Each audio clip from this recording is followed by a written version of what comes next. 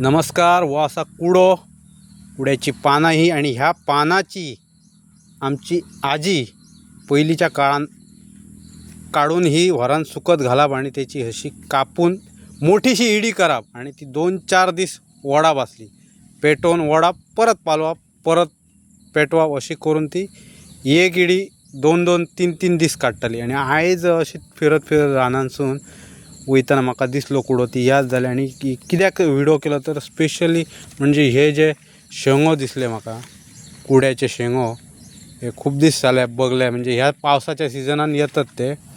आणि कोणी तरी असो एक व्हिडिओ केल्लो की ह्याची भाजी जाता, तर कशी भाजी जाता ती मातशी म्हाका कोणी तरी सांगचा. कित्याक नेमके कशी काय चिरचे कशे आणि कशे काय करचे, कित्याक खूप भय इल्लेले आहात ते शेंगो.